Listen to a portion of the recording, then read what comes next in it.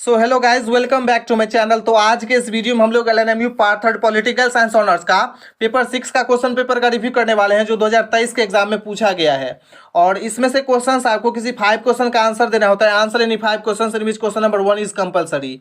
किसी 5 क्वेश्चन का आंसर देना होता है जिसमें क्वेश्चन नंबर 1 जो है जितने ऑब्जेक्टिव्स है वो कंपलसरी होता है और एक ऑब्जेक्टिव 2 मार्क्स का होता है और 10 पूछा जाता है तो ऑब्जेक्टिव आपका 20 मार्क्स का होता है।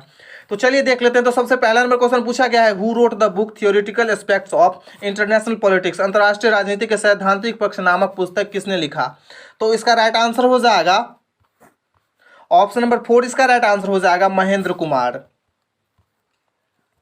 नेक्स्ट क्वेश्चन पूछा गया, what is the tenure of जजेस of international court of justice, अंतर्राष्ट्रीय न्यायालय के न्यायाधीशों का कार्यकाल क्या है।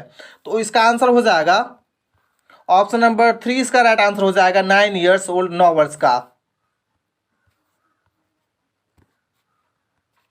अगला क्वेश्चन पूछा गया है, हु इंट्रोड्यूस्ड पंचशील, पंचशील की प्रस्तावना किसने की। तो इसका आंसर हो जाएगा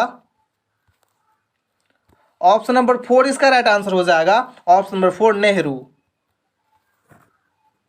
अगला क्वेश्चन है, in which year did the war between India and China take place. तो इसका आंसर हो जाएगा आपका ऑप्शन नंबर 2। इसका राइट आंसर हो जाएगा 1962, 1962 ईस्वी में। नेक्स्ट क्वेश्चन है, which one of the following is not a core organ of United Nations, निम्नलिखित में से कौन सा एक संयुक्त राष्ट्र संघ का, संयुक्त राष्ट्र का मुख्य अंग नहीं है। तो इसका आंसर हो जाएगा ऑप्शन नंबर 4। इसका राइट आंसर हो जाएगा इंटरनेशनल लेबर ऑर्गेनाइजेशन, अंतर्राष्ट्रीय श्रम संगठन। नेक्स्ट क्वेश्चन है, the proponent of the policy of non alignment was, गुट निरपेक्ष की नीति के प्रतिपादक थे। तो इसका आंसर हो जाएगा आपका ऑप्शन नंबर 3। इसका राइट आंसर हो जाएगा option number 3, Jawaharlal Nehru. Next question है, nuclear non proliferation treaty came into existence, परमाणु अप्रसार संधि अस्तित्व में आई। तो इसका आंसर हो जाएगा आपका ऑप्शन नंबर 2, 1970, 1970 ईस्वी में।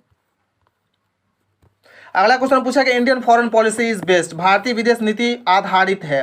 तो इसका आंसर हो जाएगा ऑप्शन नंबर 1। इसका आंसर हो जाएगा on the balance of power, शक्ति संतुलन पर। अगला क्वेश्चन पूछा गया, the phrase cold war was originally related to, शीत युद्ध मुहावरा मूल रूप से संबंधित था। तो इसका आंसर हो जाएगा आपका ऑप्शन नंबर 1। इसका आंसर हो जाएगा United states and Soviet union, संयुक्त राष्ट्र एवं सोवियत संघ। और लास्ट ऑब्जेक्टिव पूछा गया, who explains balance of power as a system, शक्ति संतुलन की एक व्यवस्था के रूप में किसने व्याख्या की है। तो इसका आंसर हो जाएगा आपका ऑप्शन नंबर 1। इसका आंसर हो जाएगा Martin white, option number A. और यहाँ से आपका सब्जेक्ट टाइप क्वेश्चन है और किसी 4 का आंसर देना होता है और एक क्वेश्चन 20 मार्क्स का होता है। तो पहला नंबर पूछा गया, discuss the importance of the study of international politics, अंतर्राष्ट्रीय राजनीति के अध्ययन के महत्व की विवेचना करें। नेक्स्ट क्वेश्चन पूछा गया है, analyse the idealist theory of international politics, अंतर्राष्ट्रीय राजनीति के आदर्शवादी सिद्धांत का विश्लेषण कीजिए।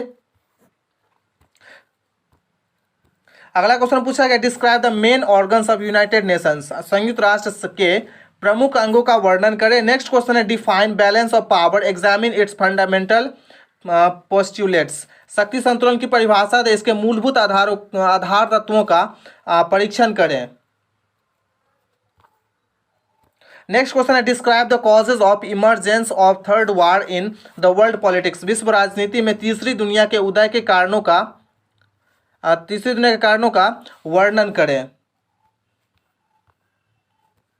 Next, describe the contemporary issues in the post cold war period, शीत युद्ध उत्तर शीत युद्ध काल के प्रमुख वैश्विक मुद्दों का वर्णन करें। नेक्स्ट क्वेश्चन है, evaluate India and America relations in recent years, हाल के वर्षों में भारत और अमेरिका के संबंधों का मूल्यांकन कीजिए। नेक्स्ट क्वेश्चन है, describe the relevance of non aligned moment, गुट निरपेक्षता आंदोलन की प्रासंगिकता का वर्णन कीजिए। और लास्ट क्वेश्चन पूछा गया, discuss meaning and nature of international politics, अंतर्राष्ट्रीय राजनीतिक अर्थ एवं प्रकृति का विवेचना कीजिए। तो यही क्वेश्चन पूछा गया है। I hope you enjoy the lesson. If you like the video, do subscribe my channel and press the bell icon so that you never miss an update. Thanks for watching.